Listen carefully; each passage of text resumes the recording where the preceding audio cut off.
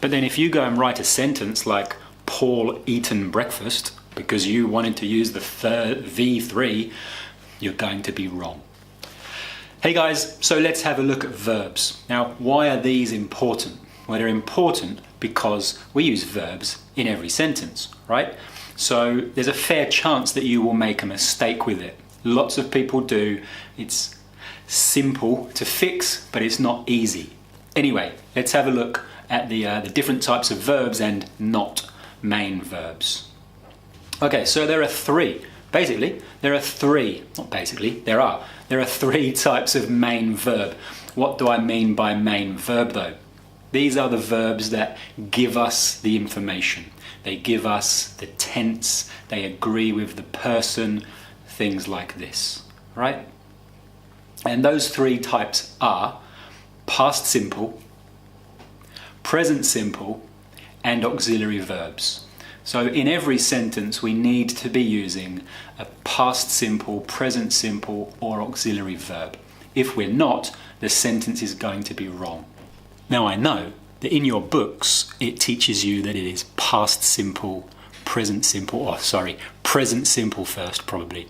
Present simple, past simple, and past participle. These are the three types of verbs that you see in the back of most textbooks. But then if you go and write a sentence like Paul eaten breakfast because you wanted to use the V3, you're going to be wrong because past participles are not main verbs, right?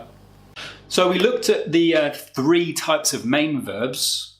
Well, there are also three types of not main verbs. These verbs work together with the main verbs. They help us make sentences with different tenses and things like this. And those three types of not main verb are past participles, gerunds, and infinitives. Past participles, gerunds, and infinitives. Cool?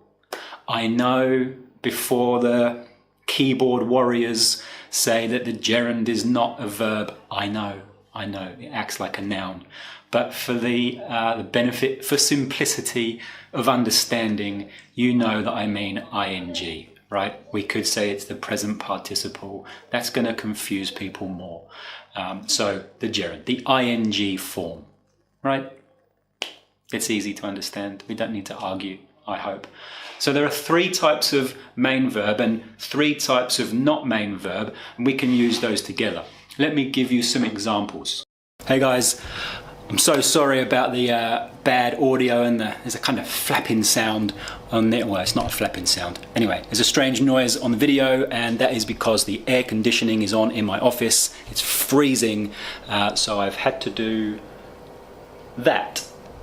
That is some homemade, I don't know what you'd call it. It's basically paper over the air conditioning vent because it's bloody freezing in my office. So that's why there's a bit of noise, because the sticky tape came off the ceiling and it was doing this. So sorry. Anyway, back to the video.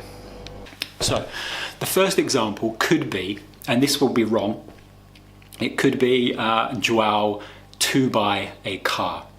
Of course that is wrong because I've got a subject, that's great. I've got a verb, it's not the main verb, it's the infinitive, to buy a car. Now I know probably that, well, I'm going to guess that he wants to buy a car. But the problem is when you as the student ask, teacher, can you please fix my work? Can you correct my sentences? I can, teachers can, but they're going to put what they think is correct. Maybe Joao had to buy a car in the past. Maybe he has to buy one now. Maybe he needed to, maybe he needs to, maybe he will need to. I don't know the tense if you use the infinitive. And I want to know the tense, but I don't know what you mean. If you know these rules, if you practice these rules, then you can fix it yourself, maybe with a little bit of help from a decent teacher. Yeah? Cool. How about some examples below? Another example would be Paul swimming every day. That's actually wrong. I don't swim every day.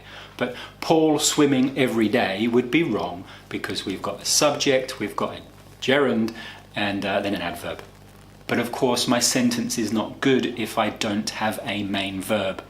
And the main verbs are past simple, present simple, or auxiliary verbs. So I could say Paul goes swimming every day, Paul likes swimming every day, Paul used to go swimming every day, whatever. Whatever present, past, or auxiliary verb you wish to use with swimming. Cool? Hopefully this is beginning to make sense. So you really need to remember these things, or use these things. So, we've looked at 3 types of main verb and 3 types of not main verb. Well, what are you going to do with this? Click to the next video, go and watch some cats falling out of trees, or soccer teams losing or winning, or what, I don't know, people's opinions on something. Cool, if it's in English, or I guess if you're enjoying it. But if you want to improve your English, if that's your goal, that's why you're here, it's not for my jokes or pretty face, what are you going to do? Let's have a look at what you should do. Well, you know, it's the same as when we did the subjects part of the video. You should practice noticing. What do I mean by noticing? You know, hopefully, that I mean you should get a piece of text, you should write that piece of text out into your notebook, something that you like. Obviously, it's going to be easier to remember that way.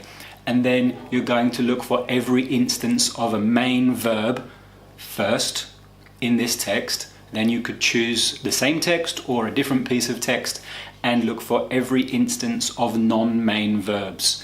Remember, if you do this, then it's really going to help get the idea in your head, and eventually you will start using it more. You will notice other people saying it when you listen to interviews on YouTube, for example, or speaking to native speakers outside on the street, if that's what you do. Be careful talking to strangers, of course. So go and notice, first of all, subjects and then verbs. I know it's going to help you because it helps hundreds and hundreds of students that I teach all the time.